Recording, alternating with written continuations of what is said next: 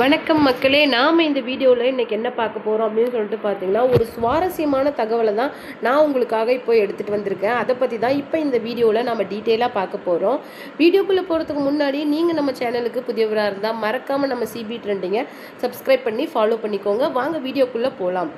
நம்ம Blackie star சுரேஷை பற்றி நல்லாவே தெரியும் எல்லாருக்குமே. அவர் நிறைய எதிர்மறையான விமர்சனங்களுக்கு அப்புறமேலே இன்றைக்கி சோஷியல் மீடியாவில் தனக்குன்னு ஒரு இடத்த பிடிச்சிக்கிட்டு இன்றைக்கி ஜீ தமிழில் சிங்கிள் பசங்க அப்படிங்கிற ஷோவில் பார்ட்டிசிபேட் பண்ணிட்டு இருக்காரு அப்படின்னு சொல்லிட்டு நமக்கு நல்லாவே தெரியும். அவர் நம்ம சூப்பர் சிங்கர் 11 சரண் ராஜாவுக்கு ஒரு ஆடியோ கால் பேசியிருக்காரு. அதுதான் இப்போ சோஷியல் மீடியாவில் ரொம்ப வைரலாக போயிட்டுருக்குது.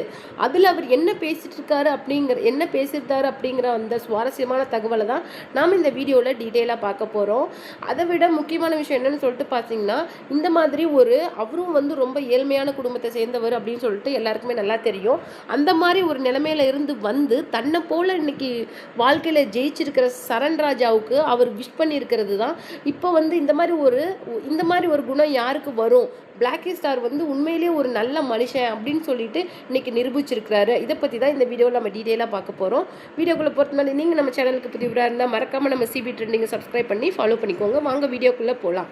பிளாக்கி ஸ்டாரோட அப்பா February 14 அப்போ தான் இறந்துருக்காரு. அவர் இறந்ததுக்கு அப்புறமேலே இந்த மாதிரி தன்னுடைய அப்பா இறந்ததா அவர் முதலாக இணையதளத்தில் பதிவிடும் போது அவருக்கு ஏகப்பட்ட பாசிட்டிவான ரிப்ளை அவருக்கு கிடைச்சிருக்குது. அதுதான் அவரை உண்மையிலேயே அதிர்ச்சியில் ஆழ்த்திருக்குது. அவர் அப்பா இறந்ததை விட அவருக்கு கிடைச்ச அந்த அதிர்ச்சி தான் பெரிய விஷயம். ஏன்னா இது வரைக்கும் தன்னை சொல்கிறவங்க எல்லாமே ஒரு தப்பான பேரை வச்சு நீங்கள் ரொம்ப பெண் மாதிரி நடந்துக்கிறீங்க, பெண் தன்மை உங்ககிட்ட அதிகமாக இருக்குது, உங்கள் பேச்சில் உங்கள் நளினத்தில் எல்லாமே பெண் தன்மை கொஞ்சம் மிகுந்து காணப்படுது, இந்த மாதிரி நிறைய விமர்சனங்களை மட்டுமே சந்தித்த அவருக்கு இன்றைக்கி அந்த சோஷியல் மீடியாவில் நிறைய பெண்கள், அதில் முக்கியமான பெண்கள் இந்த மாதிரி கவலைப்படாதீங்க, உங்கள் அப்பா எங்கேயும் உங்களை விட்டு போல, உங்கள் கூடயே தான் இருப்பார், இந்த மாதிரி வருத்தப்படாதீங்க அப்படின்னு சொல்லிட்டு எத்தனை லட்சம் பேர் பிளாக்கி ஸ்டார் சுரேஷுக்கு ஆறுதலாக தெரிவிச்சிருக்கிறாங்க. இது அவருக்கு இந்த நம்ம சிங்கிள் பசங்க ஷோ ஜீ தமிழில் ஒளிபரப்பாயிட்டு இருக்குல்ல, அது மூலமாக கிடைச்ச பாப்புலாரிட்டியா இல்லை ஒரு மனுஷன் ஒரு நில குறைஞ்சி போய் நிற்கும் போது இந்த மொத்த சமூகமும் ஒருத்தருக்கு கை கொடுத்து உதவி பண்ணுற அந்த குணமா அப்படிங்கிறது நமக்கு தெரியல. ஆனால் அந்த விஷயத்தில் தான் அவர் என்ன ஒரு உருக்கமான ஒரு பதிவை போட்டிருக்காரு. எங்கள் அப்பா இறந்தது எனக்கு ரொம்பவும் வருத்தமாக இருந்தது. ஆனால் எனக்கு எத்தனையோ ஒரு கைகள் ஆதரவு கொடுத்ததை நினச்சா என்னால் உண்மையிலே அதுலேருந்து இன்னும் வெளியில் வர முடியல. ஏன்னா நான் நிறைய இடத்துல வீடியோ எடுக்க போகும்போது என்னை அங்கே இருக்கிற பசங்களாக இருக்கட்டும் இல்லை பெரிய பசங்களாக இருக்கட்டும் என்னை கிண்டல் பண்ணுவாங்க. உண்மையிலேயே நிறைய பேர் ஃபோனை வாங்கி கூட தூக்கி எரிஞ்சிருக்கிறாங்க. இந்த மாதிரி நிறைய அவமானங்களை நான் சந்திச்சிருக்கிறேன். இந்த மாதிரி நிறைய அவமானங்களை பட்டு தான் இன்றைக்கி நான் இந்த இடத்துல நின்றுட்டுருக்கேன். ஆனால் எங்கள் அப்பா இறந்தப்போ எனக்கு அந்த அத்தனை லட்சம் பேர் எனக்கு ஆறுதல் சொல்லியிருந்தாங்கல்ல, அது என்னுடைய வாழ்க்கையில் என்னால் மறக்க முடியாது. இந்த ஒன்றுக்காகவே நான் இப்போ இறந்தா கூட எனக்கு சந்தோஷம்தான். ஏன்னா நான் அப்போ என்ன நினைச்சேன்னு சொல்லிட்டு பார்த்தீங்கன்னா, எங்கள் அப்பா எங்களுடைய வாழ்க்கையில் ஒரு ஒளி மாதிரி.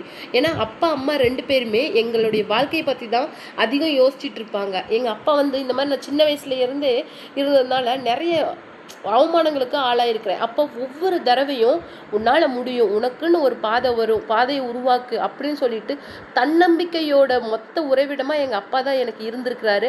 அப்பேற்பட்ட ஒரு மனுஷன் தான் நான் இன்னைக்கு இழந்துட்டு நிற்கிறேன் அப்படின்னு நான் இணையதளத்தில் ஒரு பதிவு போடும்போது எனக்காக 1000 அந்த லட்சக்கணக்கான பேர் ஆறுதல் தெரிவித்தது எனக்கு சந்தோஷமாக இருக்குது.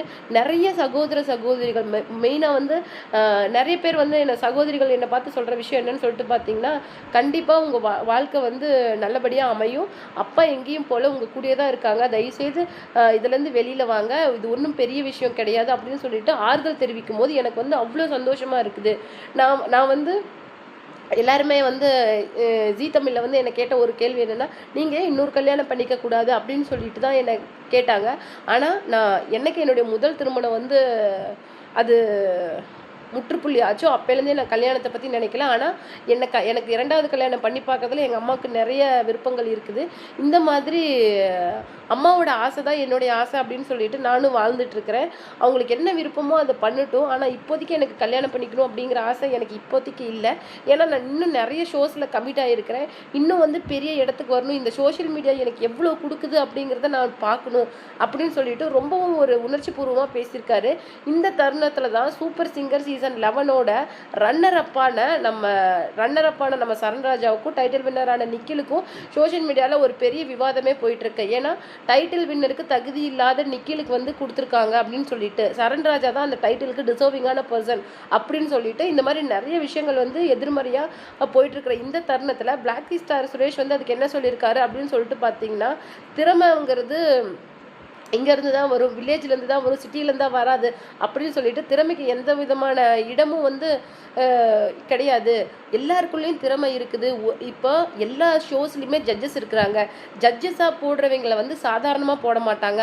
அந்த துறையில் பல வருடங்கள் வந்து அனுபவம் வாய்ந்த ஒருத்தர் தான் அதில் ஜட்ஜாக உட்கார வைப்பாங்க.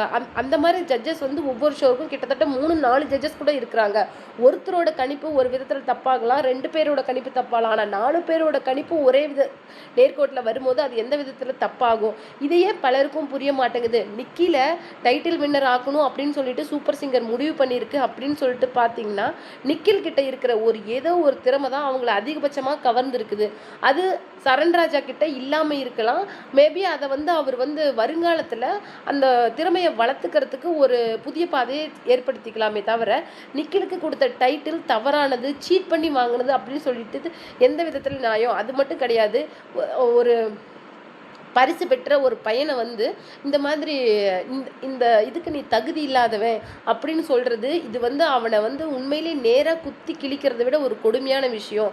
அந்த இடத்துக்கு வரத்துக்கு அந்த பையனும் கொஞ்சம் கஷ்டப்பட்டிருக்க மாட்டான். ஏன்னா இந்த சோஷியல் மீடியாவில் யாரும் அவ்வளோ சீக்கிரம் வந்து ஒரு ஒரு இடத்துக்கு நிற்க முடியாது. அந்த இடத்துக்கு அவங்க வரத்துக்காகவே நிறைய உழைச்சிருக்கணும். அது மட்டும் இல்லாமல் அப்போ அதை ஜெயிக்கிறதுக்கு அவன் எவ்வளோ கஷ்டப்பட்டிருப்பான். இதெல்லாம் நம்மளால் ஈஸியாக சொல்லிட முடியாது.